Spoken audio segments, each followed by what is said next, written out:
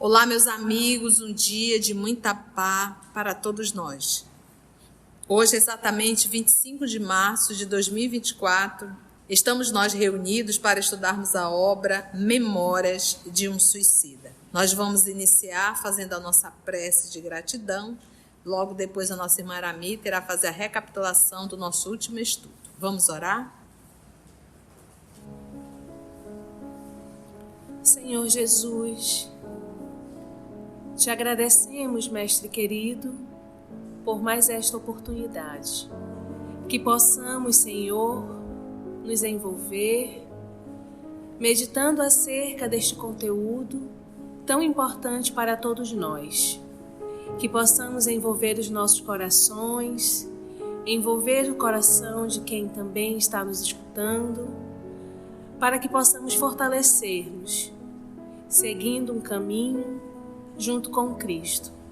Ajuda-nos, Senhor, a seguir em frente, estando conosco hoje e sempre. Que assim seja.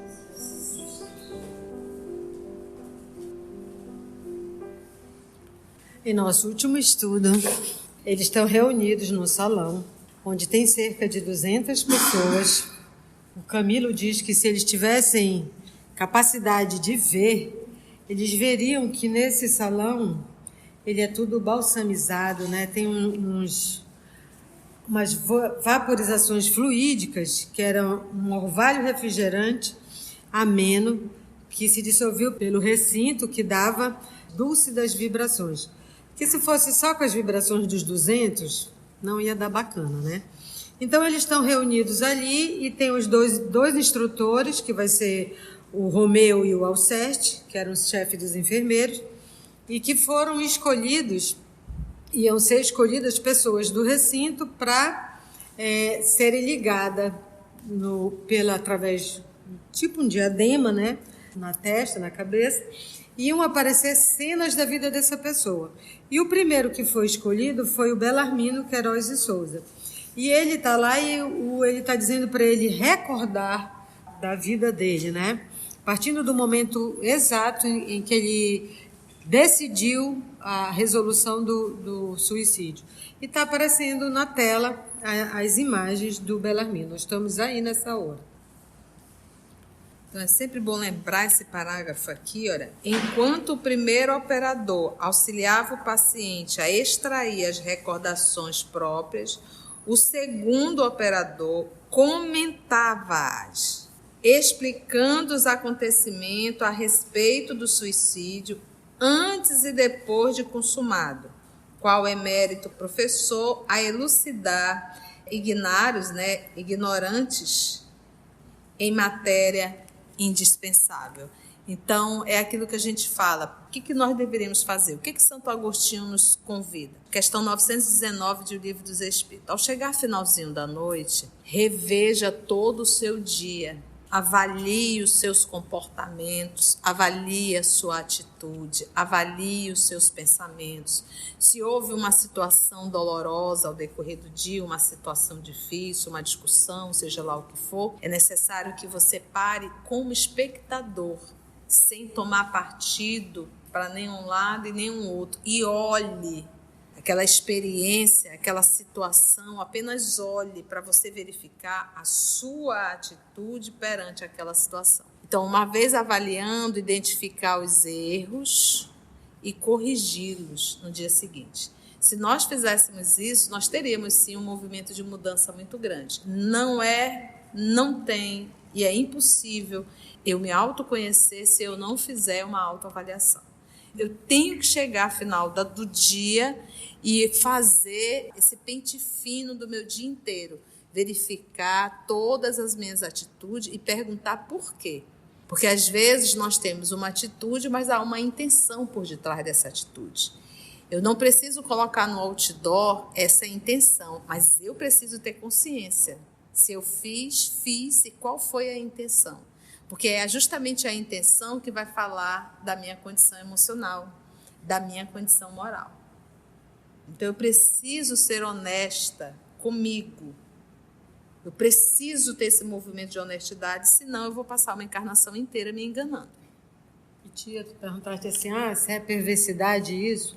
um ficar manuseando e aparecendo num telão a vida do cara, as malfeitorias dele, e o outro comentando. Não, porque quando ele diz aqui, o próprio Camilo diz aqui que o Bellarmino foi um dos que receberam o privilégio de subir, para ser submetido a esse tratamento, que é, como eles vão falar depois, é um tratamento educativo. Isso não é para desmoralizar, não é para mostrar, olha as besteiras que ele fez, não. É um tratamento educativo. Exatamente. Então, ir de encontro com as minhas fragilidades é um movimento educativo. Bora lá?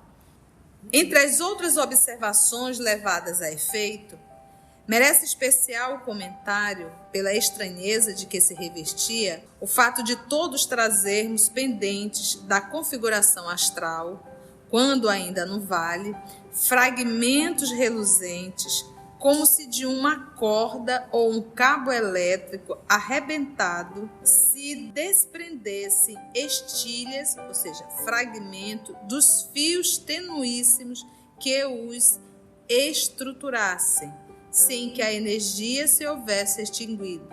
Ao passo que explicavam os mentores, residia em tão curioso fenômeno toda a extensão da nossa acrimoniosa, áspera desgraça, porquanto esse cordão, pela morte natural, será brandamente desatado, desligado das afinidades que mantém com o corpo carnal. Por meio de caridosos cuidados de obreiros da vinha do Senhor, incumbidos da sacrossanta missão da assistência aos moribundos, enquanto, pelo suicídio, será ele violentamente despedaçado, e o que é pior, quando as fontes vitais, cheias de seiva, de vigor, para o decurso de uma existência às vezes longa, ainda mais o solidificavam, mantendo a atração necessária ao equilíbrio da mesma.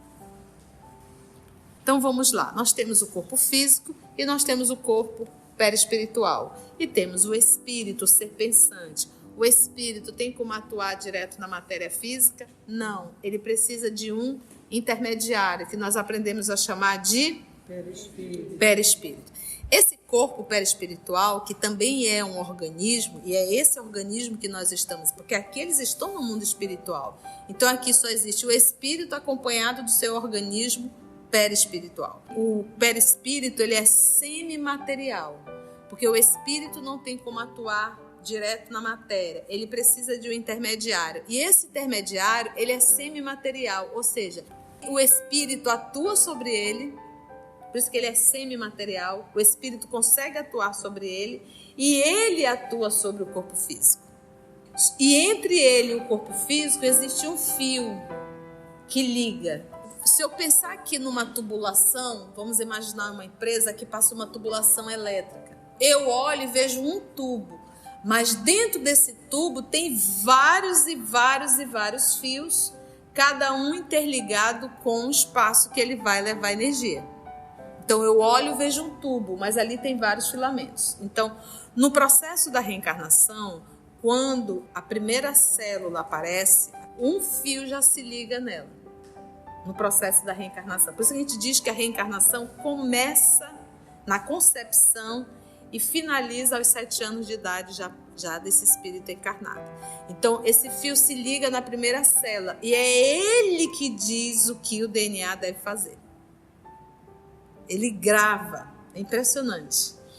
Então, se essa célula se divide em 2, ele liga nas 2. Em 4, ele se liga nas 4. Em 8, ele se liga nas 8. Em 16, ele liga nas 16. 32, então, você imagina, em cada célula há um fio, há um filamento. E à medida que eu vou adoecendo, as células vão o quê? Morrendo. E à medida que as células vão morrendo, esses fios naturalmente vão o quê? Se desligando. Então, quando ele chega na desencarnação, os fios se romperam praticamente todos. Existem alguns filamentos que normalmente é mente a mente, né? A mente do espírito, a máquina cerebral do corpo físico. E são esses aí que só o espírito pode se desligar, né? Só o próprio espírito. Então, por isso que quando ele é muito agarrado, é muito apegado à forma, ele começa a sentir o processo da decomposição, porque ele não quer largar o corpo físico. Então, no processo da decomposição, ele vai sentir, além do mau cheiro, o barulho dos vermes. E esse movimento faz com que ele tente correr. Aí, olha como o processo da natureza. Imagina se esse corpo ficasse preservado. Ele não ia querer sair dali. Então, olha o próprio recurso da lei da natureza, da lei divina. Então, ele mesmo se desespera e sai correndo daquilo ali, porque ele fica com pavor do próprio organismo e o barulho dos vermes. Então, esse é um processo natural da desencarnação. O corpo perispiritual ele vai se desligando naturalmente. E para quem tem um pouco de sensibilidade e acompanha um enfermo, a pessoa olha e percebe que cada vez mais ela vai ficando com o corpo como se não houvesse vida ali. Esse é um processo natural. E quando a gente reencarna, a gente vem com uma quantidade de vitalidade específica. Quando você está reencarnando e a programação, estamos acompanhando isso nas obras, vamos supor, no mínimo 70 anos. Então, eu tenho vitalidade aí para os 70 anos. Existe uma programação orgânica para isso. É uma organização muito grande. Então, eu estou programada aí para uns 70 anos. Com 25, eu decidi cometer o suicídio. Tinha bastante vitalidade, o corpo estava perfeito. Então, esse fio, ele não foi se desfazendo. Ele foi o quê? Rompido. Só que como não foi uma lei natural, eles se buscam esse rompimento, esse filamento. Então, olha só, além da situação de ver a marca do suicídio no próprio corpo perispiritual, eles também falam desse fio estranho que fica pendurado neles. E não é só a morte, o suicídio direto, tem um indireto também, que nós também vamos sofrer as consequências, né? Então, eu sei que o cigarro faz mal, eu fumo. Eu sei que o álcool faz mal, eu uso. Eu sei que comer em excesso faz mal, eu como. Quantas atitudes que nós sabemos, eu posso até não ser da área da medicina, mas nós temos informações básicas, né? Isso me faz mal. Jamais eu posso pegar um sal e jogar em cima do meu alimento, isso é extremamente prejudicial.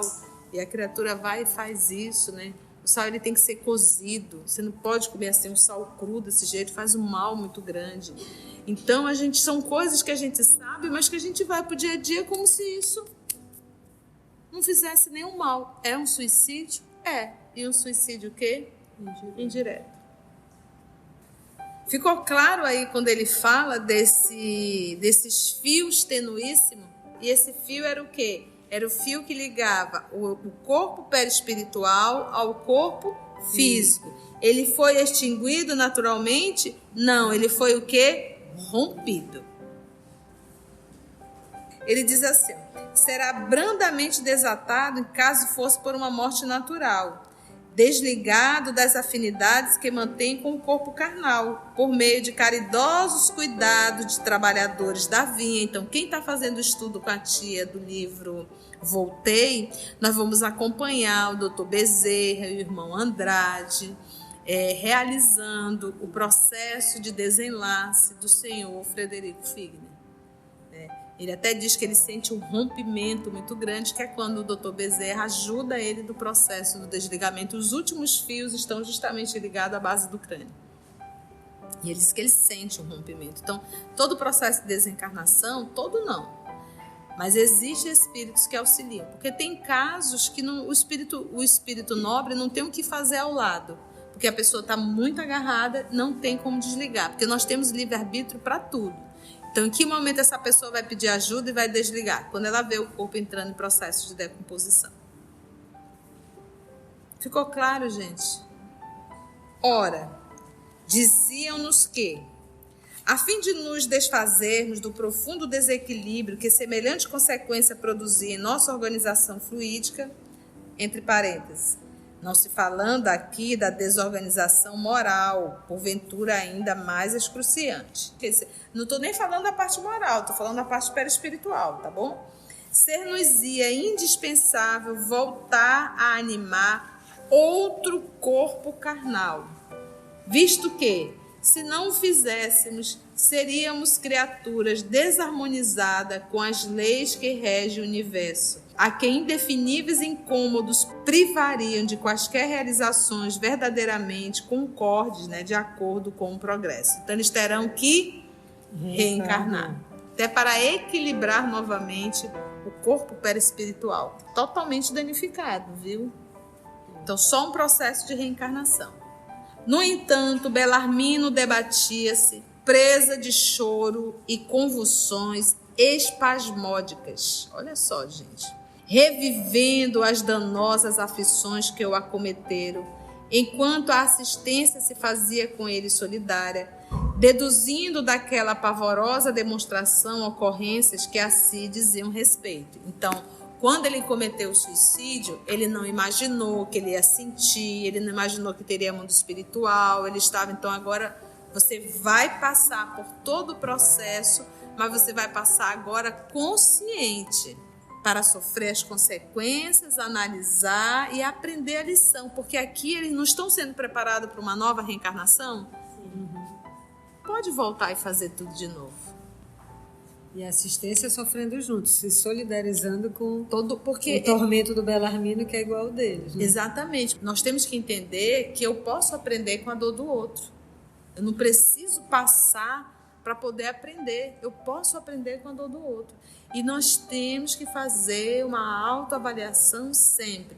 Fiz, errei, quebrei. Vamos parar aqui agora. Vamos rever toda a cena. Vamos ver por quê, o que me levou, que situação. Se eu tivesse ido por esse caminho. Então, a gente precisa sempre fazer esse movimento da autoavaliação. E é o que eles estão sendo obrigados a fazer aqui. Comentava, porém, o instrutor Romeu. Podereis observar, meus amigos, que justamente porque o homem desejou furtar-se à existência planetária pelas enganosas escarpas do suicídio, não se eximiu, absolutamente, de nenhuma das amargurosas situações que o desgostavam. Antes, acumulou desditas novas, quiçá mais ardentes e pungitivas, a bagagem dos males que dantes o afetavam, os quais seriam certamente suportáveis se a educação moral sólida, estribada no cumprimento do dever, lhe inspirasse as ações diárias. Essa educação orientadora, conselheira, salvadora, portanto, de desastres como o que lamentamos neste momento, o homem somente não na tem adquirido no próprio cenário terreno, onde é chamado a realizações imperiosas, porque não a quer adquirir, visto sobejarem em torno de seus passos, no orbe de sua residência, instruções e ensinamentos capazes de conduzi-lo às alvoradas redentoras do bem e do dever. Então vamos ver o que o nosso Romeu falou. Podereis observar, meus amigos, que justamente porque o homem desejou furtar-se à existência planetária, ele não quis sair, fugir, porque é assim, quando tudo está bem, ai que maravilha, a coisa começa a ficar ruim, pronto, eu quero desistir de tudo.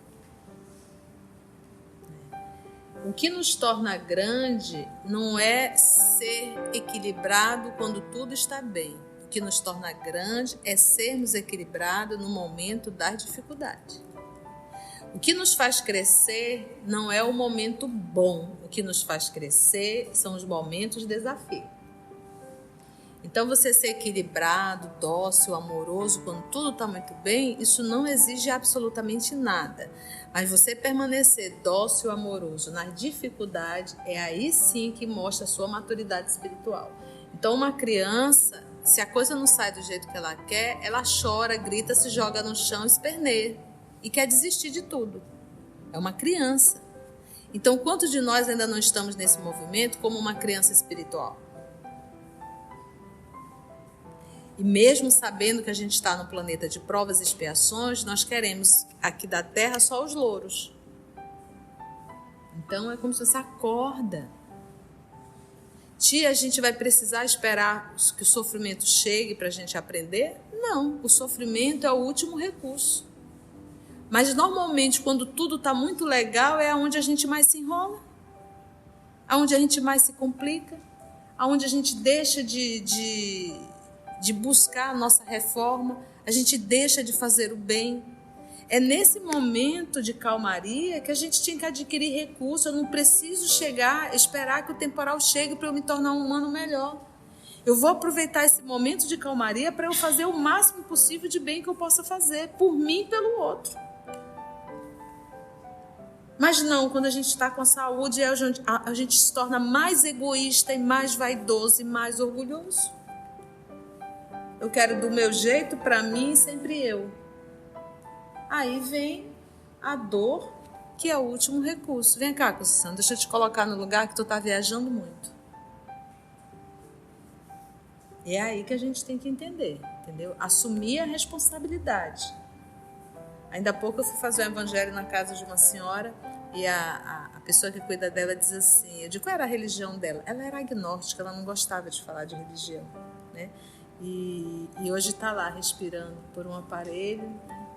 Totalmente limitada em uma cama. Eu digo, poxa, a gente vai precisar chegar nesse nível para a gente começar a fazer a nossa reflexão? Então tá ruim, mas pode ficar pior. Então, se eu levanto da cama todo dia, respiro, fico de pé, tomo minha refeição pela boca, faço a minha higiene pessoal sozinha, estou enxergando, eu já tenho muita coisa.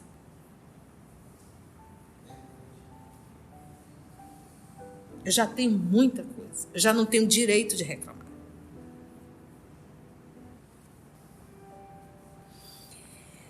Que é justamente porque o homem desejou furtar-se à existência planetária pelas enganosas escarpas, né? Queda do suicídio. Por que enganosas? Quando a criatura busca o suicídio, ela está crente que vai acabar o sofrimento que ela quer fugir. Porque ninguém se mata de felicidade, né? Eu vou cometer o suicídio porque eu estou super feliz. Não. A pessoa comete suicídio porque quer fugir de uma situação que ela não quer enfrentar. Então, quando ele fala aqui, olha, enganosas quedas, escarpas do suicídio, por quê? Porque ele, primeira coisa, não vai morrer. Por isso que é um engano. Eu vou fugir do meu sofrimento. Não vai. Você tinha um, agora você vai ter 2. E o segundo é pior do que o primeiro. Então, se estava doloroso, vai ficar agora muito mais doloroso. Não se eximiu absolutamente de nenhuma das amargurosas situações que eu desgostava. Ele deixou de existir? Deixou de pensar? Não. Antes, o que ele fez? Acumulou desditas, acumulou infelicidade. E agora um sofrimento novo. Então, imagina aqui, ele cortou os pulsos. Imagina tu olhar e ver aquilo sangrando constantemente. Aquela sensação de desmaio, de morte. Além de você olhar para a sua, você vê a do outro no vale. É um filme de terror. Então, tinha um problema e agora tem quantos? Como ele diz, quiçá, né, quem sabe, mais ardentes e pungitivas, né, penetrantes. A bagagem dos males que dantes o afetavam, os quais seriam certamente suportáveis se educação moral sólida, estribada, né, baseada no cumprimento do dever, lhe inspirasse as ações diárias. Como diz o nosso Senhor Jesus, que não nos é dado fardo que nós não tenhamos força de carregar. Não nos é dado fardo. O fardo que Deus dá é a prova. É a aprovação. Ele só dá aprovação na medida exata. Só que nós, utilizando o livre-arbítrio, às vezes arruma cada encrenca, que aí já é a nossa escolha. E realmente, às vezes, é doloroso. Mas não foi Deus que mandou. Foi eu que busquei. Então, quantas vezes não é o fardo que Deus coloca, São as nossas escolhas que colocam, às vezes, verdadeira montanha na nossa costa. E aí é doloroso. Olha aqui a montanha que está na costa dele. Isso é um fardo? Não, isso não é um fardo, isso é uma montanha. Mas ele diz, olha, então por mais, gente, que a gente passe por uma dor, uma prova, um fardo que Deus manda, sempre que ele manda o fardo, ele manda o sirineu. A gente nunca está sozinho. Sirineu. Sirineu é aquele que ajudou Jesus a carregar a cruz. Então ele sempre coloca pessoas do nosso caminho para nos ajudar. Nunca ele nos abandona. Foi por isso que Jesus aceitou a cruz, para mostrar para a gente, olha, ninguém veio aqui a passeio. Se eu tiver de passar, eu vou passar.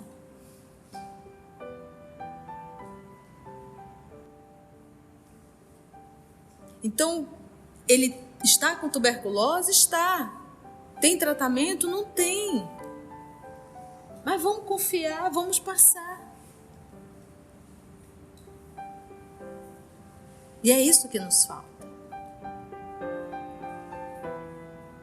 Essa educação orientadora, conselheira, salvadora, portanto, olha só, de desastres como o que lamentamos neste momento, o homem somente não a tem adquirido no próprio cenário terreno, onde é chamada a realizações imperiosas. Ou seja, dá para escolher? Não. Porque não a quer adquirir, visto sobejar, sobrar em torno de seus passos, no orbe da sua residência, instruções e ensinamentos capazes de conduzi-lo às alvoradas redentoras do bem e do dever. Existe falta de formação aqui na Terra? Não. Nenhum. A gente não busca porque não quer. Por isso que tem tantas religiões. Em cada religião, cada palestrante que te apraz. Olha como a misericórdia divina é. Não, eu gosto de ouvir o fulano. Não, eu gosto de ouvir o Beltrano. Não gosto de Cicrano. A forma dele falar é muito chata. A gente até brinca que aqui no EOS é a nossa forma de estudar. A gente tem uma forma, se você gosta, fica. Se você não gosta, procura uma outra que você se adapte. Então aqui a gente gosta de ticar bem o peixe, né? Nesse parágrafo tem 2 vezes a palavra dever. Então, como a tia disse, eu não estou falando para nenhuma outra religião, estou falando para a espírita. E todos nós precisamos dessa educação moral sólida. O Evangelho segundo o Espiritismo, ele não veio encadeado de forma aleatória. Ele tem um encadeamento porque ele tem uma sequência para ir você aprendendo as coisas. E eu vou comentar só 2 capítulos aqui. Eu vou comentar o capítulo 5, Bem-aventurados aflitos. Não tem como você ler aquele capítulo 5, e você não entender que você está passando pelaquilo que você construiu. Nenhuma coisa dessas realizações imperiosas, a realização só é imperiosa porque a gente já semeou lá atrás. Como bem diz um palestrante, o Haroldo, ele diz que quando a gente está plantando, não tem ninguém chorando quando está plantando. Está todo mundo sorrindo, e é uma maravilha, e vai jogando espinheiro, sarça, né? E depois quer colher flores. A gente só colhe o que planta. A gente sabe que a plantação é livre, mas a colheita é obrigatória. Então, para a tua educação moral ficar sólida, lê o capítulo 5 e tu vai entender as causas atuais, as causas anteriores, por que sofres, por que não sofres, e como falou a tia, o sirineu que aparece. Está lá dizendo que a misericórdia está lá junto. E outra coisa, quando ele fala do dever, o outro capítulo que eu quero falar é o capítulo 17 do Evangelho segundo o Espiritismo. O capítulo 17 diz o nosso objetivo.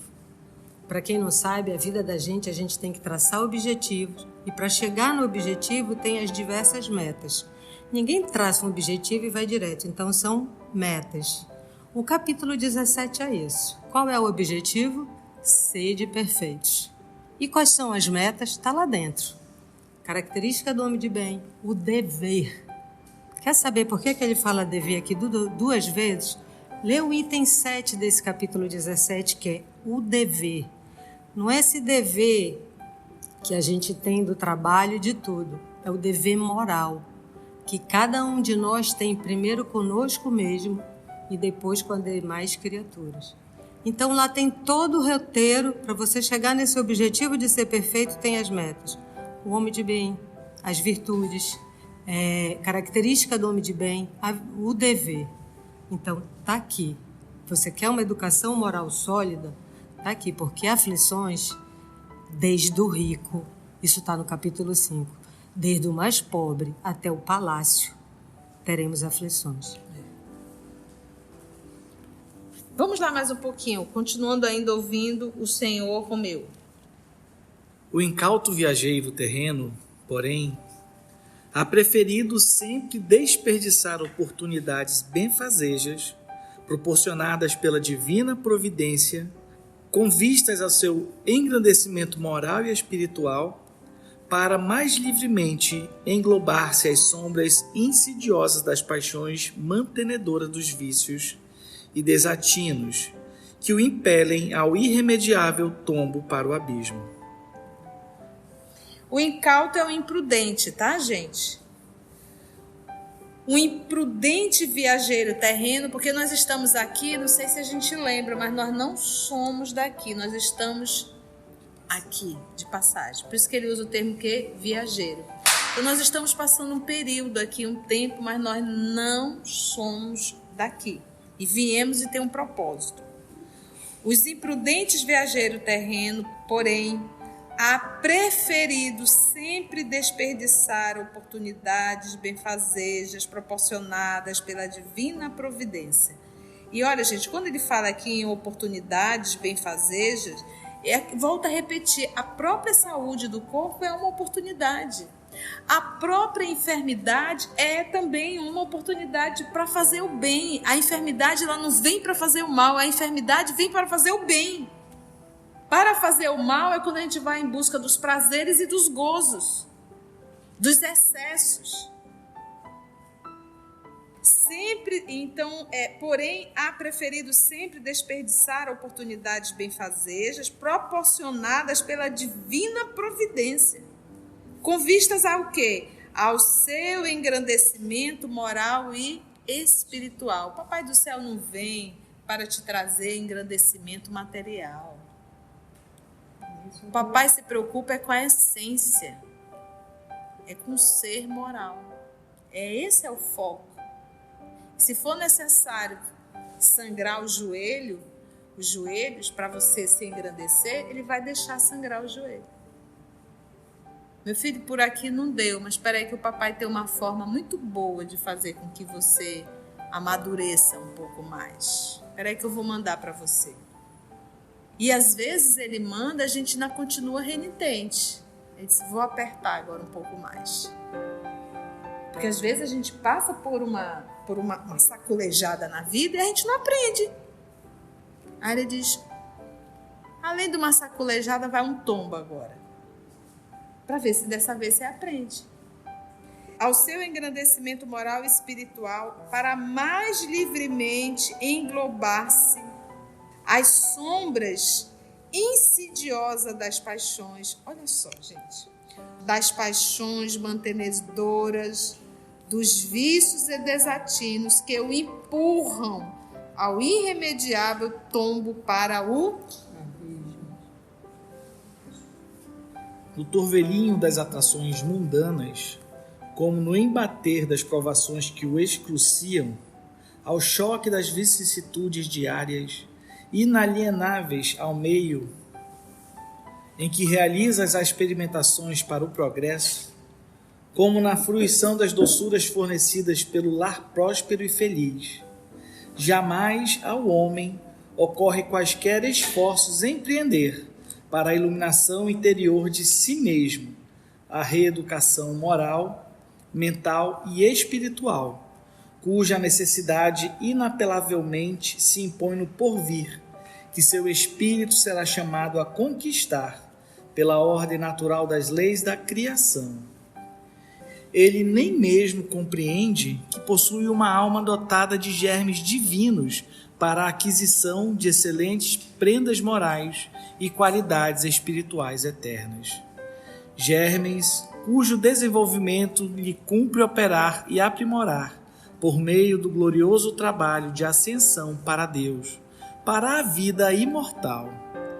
Ignora ser justamente no cultivo desses dons que reside o segredo da obtenção perfeita dos ideais mais caros que acalente, dos sonhos venerados que suspira a concretizar, e mais que, desprezando o ser divino que em si palpita, o qual é ele próprio, é o seu espírito imortal, descendente que é do Todo-Poderoso, dá-se voluntariamente à condenação pela dor, resvalando pelos ominosos desvios da animalidade e, quiçá, do crime, os quais necessariamente arrastarão a lógica das reparações, das renovações e experiências dolorosas nos testemunhos da reencarnação, quando mais suave se tornaria a jornada ascensional se meditasse prudentemente, procurando investigar a própria origem e o futuro que lhe compete alcançar. Torvelinho é uma coisa tranquila? Não. Viver na Terra é tranquilo? Não. No torvelinho das atrações mundanas, carro, casa, viagens, luxo, roupas, beleza física, exercício físico, isso tudo é um torvelinho, isso tudo nos atrai. Atrações mundanas, como no embater das provações que o excruciam, que os afligem, então tanto no prazer, né, que aí ele vai chamar das atrações mundanas, quanto nos momentos de desafios, de dores, de aflições, ao choque das mudanças, né, das vicissitudes diárias, inalienáveis. O que é inalienável? Dá para falar? Dá para contar? Dá para... Inalienáveis ao meio em que realiza as experimentações para o progresso. Então, é necessário? Dá para transferir? Como na fruição das doçuras fornecidas pelo lar próspero e feliz. Jamais ao homem ocorre quaisquer esforços empreender para a iluminação interior de si mesmo. Gente, jamais ao homem ocorre quaisquer esforços empreender para a iluminação interior de si mesmo. Então, mesmo nós, na condição de pai, na condição de mãe, qual é a educação que a gente mais se preocupa? A intelectual. A gente manda o Curumim Cunhantã, segunda, terça, quarta, quinta, sexta e sábado para a educação acadêmica. E nem um dia para a religião. A gente não senta com a criança para falar de Jesus. A gente não senta ali à beira ao lado da cama e, meu filho, vamos fazer uma prece antes de dormir? Porque a gente acha mais importante o curso acadêmico do que o ser humano moralizado.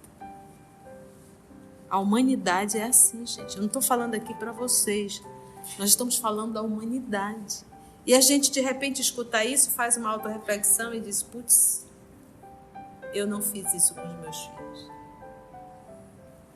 Jamais ao homem ocorre e pensa quaisquer esforço empreender para a iluminação interior de si mesmo. A reeducação moral. Porque eu posso não ter recebido dos meus pais, mas eu tenho o direito de me reeducar. Reeducação moral, reeducação mental. Até porque eu colocaria o mental primeiro aqui. Porque tudo começa na mente. E a mente é que elabora o pensamento. moral, mental e espiritual. Essas três estão juntas, é como se fosse uma só. Não tem como separar uma da outra. Cuja necessidade inapelavelmente, ou seja, sem apelação, essa necessidade se impõe no porvir, no futuro, que o seu espírito, você espírito, será chamado a conquistar pela ordem natural das leis. Ou seja, todos nós somos fadados à perfeição. Nós somos chamados a isso, a nos tornarmos pessoas melhores. Nós fomos criados para isso. Ninguém foi criado para ter um certificado. Ninguém foi criado para ter uma casa bonita. Ninguém foi criado para ter um carro maravilhoso. Ninguém foi criado para ter um corpo espetacular. Isso é material pedagógico, gente. Nosso propósito realmente é nos tornarmos pessoas melhores, moralizadas. Lutar contra essa atitude vil que está dentro da gente. Ele nem mesmo, ele quem? O homem, o ser espiritual, ele nem mesmo compreende que possui uma alma dotada de germes divinos. Gente, a massa da humanidade não sabe que é um espírito encarnado. E nós que sabemos disso, nós vamos para a sociedade e nos comportamos como eles. Ou seja, a gente também não sabe. A gente tem uma informação, mas a gente não tem consciência da informação. Dotado dos germes divinos. Você tem noção do que é ter um germe divino dentro de você? Dentro de nós? Para a aquisição, esse germe divino me dá para a aquisição de excelentes prendas morais, habilidades morais. Nós temos um DNA divino, nós somos filhos de Deus. Imagina o que é. Eu tenho um DNA divino, eu sou um filho de Deus. Eu pareço com Ele. Então olha a nossa capacidade grandiosa e a gente se porta como uma galinha. É esse convite aqui que ele fala, né? Para a aquisição de excelentes prendas. Prendas aí é habilidades morais e qualidades espirituais eternas. Então, se eu ainda sou um ser vaidoso, é porque eu continuo vaidoso há milênio. Isso não é novo. Isso está comigo já há milênios. Agora, se eu me esforço para fazer o bem hoje, se eu me obrigo, se eu estou ali fazendo um esforço para superar a minha vaidade, isso é novo. Cujo desenvolvimento lhe cumpre, esse desenvolvimento desse germe divino, lhe cumpre operar e aprimorar por meio do glorioso trabalho de o quê? Ascensão. Ascensão para quem? Esse é um trabalho glorioso. Então, quando nós começamos a fazer um trabalho da minha reforma moral, esse é um trabalho glorioso de ascensão para Deus. Que a vida, e ele está aqui com V maiúsculo, ele não está falando de uma encarnação, de uma existência, ele está falando da vida imortal. Ignora ser justamente no cultivo desses dons que reside o segredo da obtenção perfeita dos ideais mais caros que acalente, dos sonhos venerados que suspira a concretizar, porque todos nós queremos ser anjos, mas ninguém quer pagar o preço para ser um anjo. Todos nós queremos ser um espírito nobre, mas ninguém não quer o trabalho. A gente quer um pozinho de piripim-pim, pronto, sou um anjo. Não, isso é uma construção. Que suspira a concretizar, e mais, que desprezando o ser divino que em si palpita, o qual é ele próprio, é o seu espírito imortal, descendente que é de quê? Descendente do Todo-Poderoso, dá-se voluntariamente a condenação pela... resvalando pelos ominosos, abomináveis desvio da... Gente, e quiçá do crime. Animalidade. Os quais necessariamente arrastarão a lógica da... É um crime, cometeu um crime, vai ter que... Das renovações e das experiências dolorosas nos testemunhos da... Quando mais suave se tornaria a jornada ascensional se meditasse prudentemente. Ou seja, o senhor Belarmino precisaria passar por tudo isso? Não. Está passando por quê? Escolha. Poderia ser mais suave? Poderia. Isso para todos nós. O peso quem coloca não é Deus, somos nós. Procurando investigar a própria origem e o futuro que lhe compete alcançar. Qual é a minha origem? É divina, é espiritual. E o que é que eu tenho que alcançar? A perfeição. Pronto. Minha origem é divina e eu estou aqui para alcançar a perfeição. O resto tudo é material pedagógico. Gente, eu sei que foi difícil, mas é necessário. A gente está recebendo essas chibatadas acordado. Vivinhos. Ainda há tempo. Com certeza lá, do círculo com os hindus, é verdade. Sobe aqui, cara. Meus irmãos, nós vamos agora fazer a nossa prece de gratidão.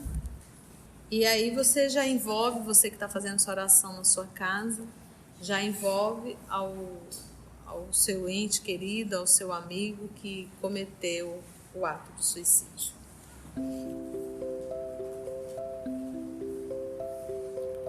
Jesus amado, incautos viajeiros que somos, imprudentes, desorientados, viciados em paixões, ajuda-nos, Jesus.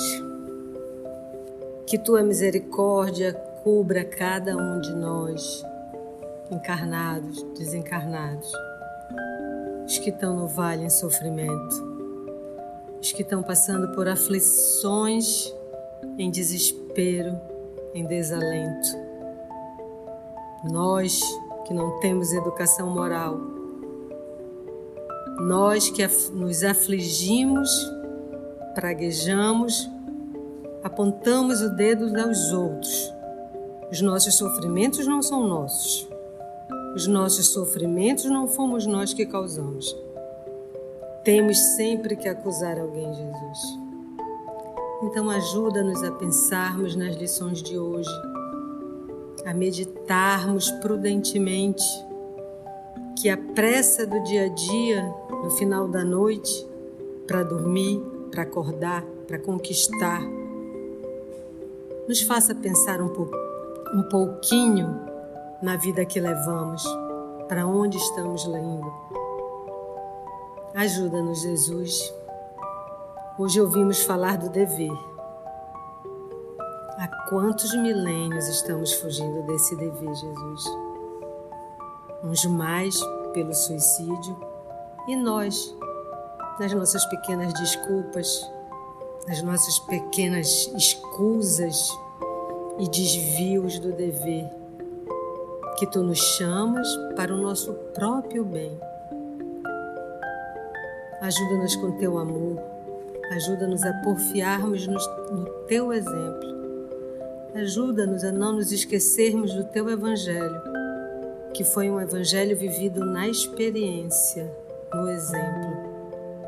E ajuda-nos, Jesus, principalmente, a não Te abandonarmos, porque Tu estás conosco desde sempre. Que assim seja.